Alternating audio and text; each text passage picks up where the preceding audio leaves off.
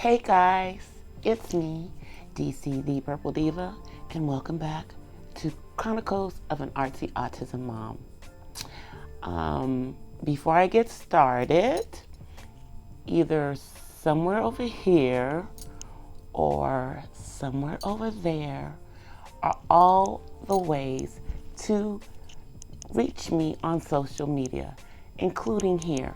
And don't forget, if you haven't subscribed, please hit that bell down there, subscribe, double hit it, so you can get the notifications about all of my uploads. Today's video is going to be a motivation out to other caregivers of, special needs or disabled children.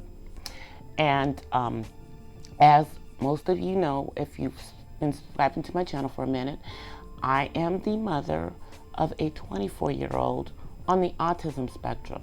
So he has a developmental disability versus a physical disability. However, even with that, I have to help him with a lot of stuff. But as always, this is my tea time, sorry. So I'm using my Diva cup today, and I'm drinking some green tea. So let me just take a sip of this. But really, I want to motivate other parents because my son is 24, and I have, been through a lot, up to the 24 years. But I want to motivate everyone out there who's doing this, even if no one else is telling you to not give up. I'm telling you, don't give up on yourself. Don't give up on your kid. Do everything that you possibly can. Make sure that you not only are being a support for your child, but make sure that you've got a village around you supporting you. It's so important, because many of us, when we find out that this is what we're going to be doing, and we accept it, but in doing that, a lot of us don't want to ask for help, are too proud to ask for help, think we can do everything on our own without anybody else's help. Don't be like that. Allow other people to help you. Make sure you have a village, even if it's just giving you a 30-minute break so you can go get some coffee. In many states, they have respite so that you can, obviously get, people who are, bonded and licensed to come in. But I know that is very overwhelming for a lot of parents. So sometimes you can find someone who you trust and, have them come in and, pay them if you have respite service, or if someone may be just doing it out of the kindness of their heart, and there's somebody that you trust, a family friend or the like. Another thing that I want to talk about is that I want to motivate all of you guys to make sure that you're taking care of yourself, because many of us, in being a caregiver, we start to forget about ourselves. We don't do simple things like going and get our nails done as ladies, or going and getting our hair done every once in a while. Getting an occasional pedicure, getting a massage, even if somebody gifted it to you, taking the time to go do that. Exercising. Exercising is really important. Like for me, I work from home, but I get out of the house and walk every day. Even if it's just to go get some coffee. Even if it's just to go get some coffee in the morning, to help to normalize my life so I'm not so isolated in the world. Because being a caregiver for some of us becomes very isolating, especially if one parent is doing the majority of the caregiving.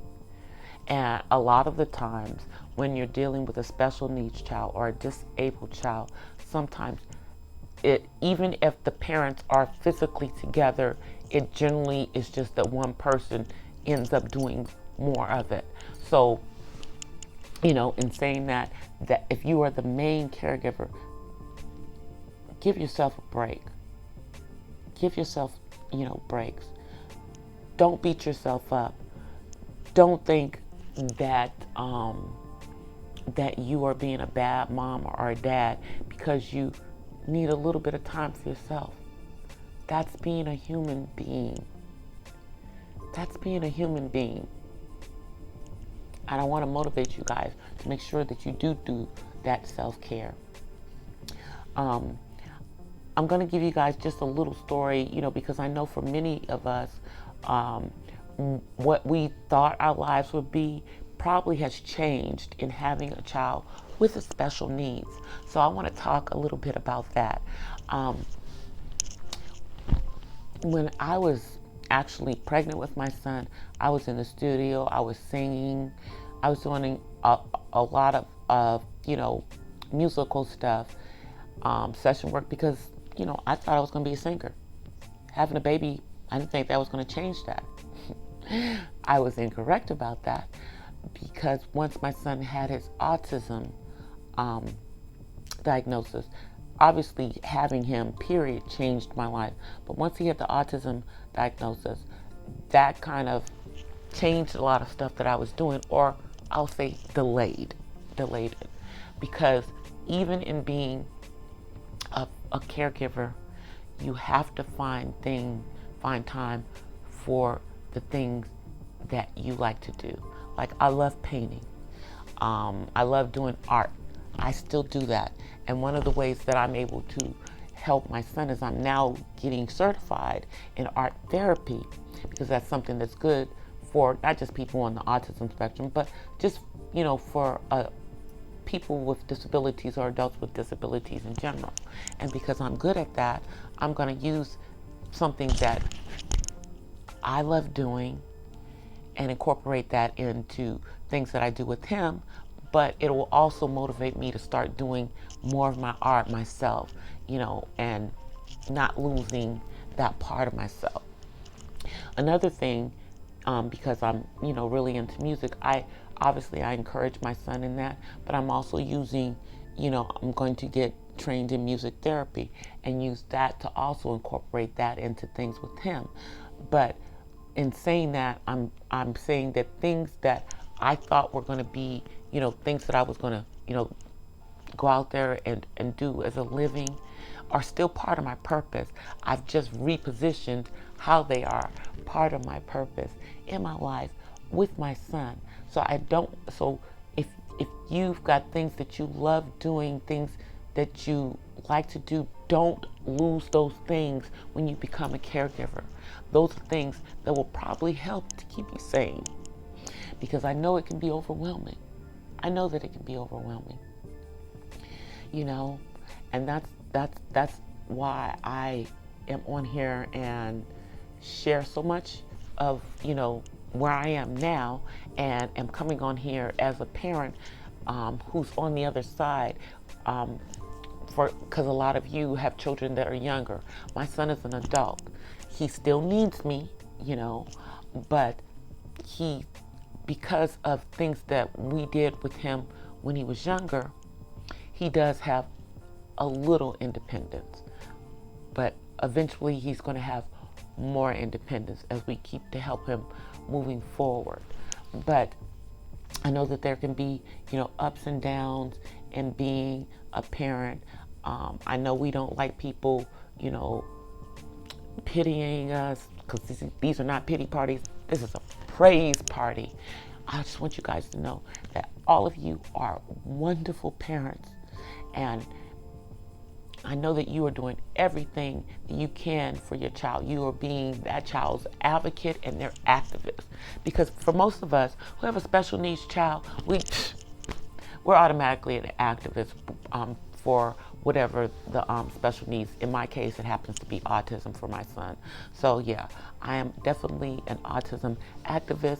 I don't consider myself an expert except on my son's autism. But I just want to really, really encourage you guys. I hope that me getting on here and just talking about all of these things is really, really helpful for you guys. Of course, I'm going to continue to show you, all of the things that I'm doing to, to encourage other parents that are caregivers. And even if you aren't the parent and are just the caregiver, just know this video is for you. I salute you because I know the journey that you're on. I'm on that journey even still with my son as an adult. I know it can be overwhelming, but don't give up on yourself. Don't give up on your child. Take care of yourself. Make sure you have a village around you and incorporate the things that you love to do before you have your special needs child. Find ways to incorporate those back into your life if you haven't already done that. I hope that this is encouraging to all of you guys. Thank you for watching this. And as always, I want to say to you guys, peace and blessings from the West Side. Love you guys. See you in the next video. And FYI, the music that you guys are hearing in this video is my goddaughter, Musical Soul Child. You can go check her out on SoundCloud if you want to hear more of her music. Anyway, guys, till the next time, peace.